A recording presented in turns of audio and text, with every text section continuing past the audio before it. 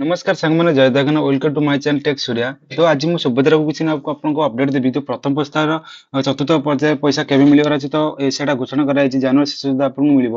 ତ ଯୋଉ ଜାନୁଆରୀ ଶେଷ ସୁଦ୍ଧା ମିଳିବ, ତ ମାନେ କୋଉ ଏତେ ଦିନ କରିବେ ମିଳିବ, ସେଥିପାଇଁ କିଛି ଅପଡେଟ୍ ଆପଣଙ୍କୁ ସରକାର ଆମର ଘୋଷଣା କରିଛନ୍ତି ଓ ଆମର ପ୍ରଧାନମନ୍ତ୍ରୀ ଉପମୁଖ୍ୟମନ୍ତ୍ରୀ ବି କିଛି ଘୋଷଣା କରିଛନ୍ତି।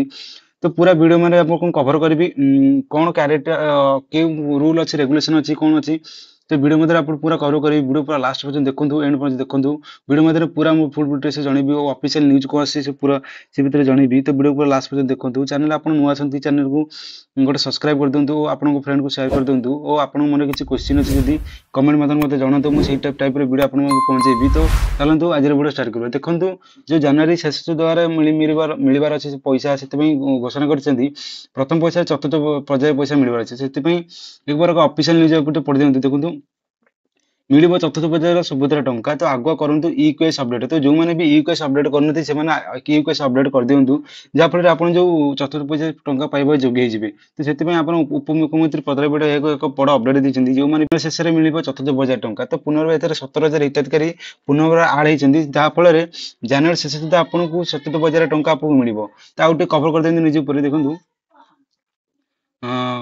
सुभद्रा जन एक बड़ घोषणा है। तो उपमुख्यमंत्री प्रधानमंत्री एक बड़ अपडेट देते एत सुभद्रा 17,000 महिला पुनर्वार सामिल होती और पुणी मिसिले ऑप्ट आउट महिला। तो जो मैंने ऑप्ट आउट करते तो से पुनर्वार ऑप्ट इन करते से काउंट करके वर्तमान सुधा 17,000 महिला ए सामिल होती।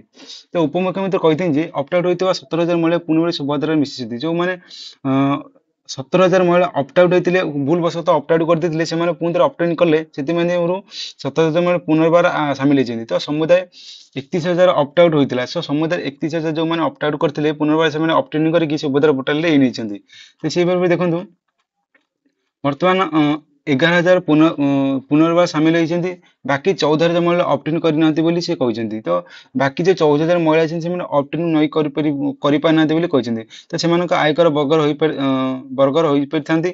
तो 2 लाख महिला होती केएस अपडेट वर्तमान सुधा 2 लाख महिला केएस अपडेट करना। तो वर्तमान सुधा 2 लाख महिला केएस अपडेट करना और चतुर्थ पर्याय पूर्व केएस अपडेट करने मुख्यमंत्री घोषणा कर। तो चतुर्थ पर्याय जो पैसा मिले पूर्व महिला उपमुख्यमंत्री प्रधानमंत्री कहते आप जल्दी जल्दी जो आपंकर केएस अपडेट कर दिंतु जहाँफल आप चतुर्थ पैसा प्रथम किस्त चतुर्थ पैसा पाइबे जोगेबे। तो जानुआरी शेष चतुर्थ पर्याय प्रथम किस्त तृतीय पर्याय टंका मिल सारी बेले जानुआरी शेष चतुर्थ पर्याय टंका मिले उप प्रधानमंत्री कर। तो जानुआरी शेष सुधा ये टंका मिले बोली आम उपमुख्यमंत्री प्रधानमंत्री कर।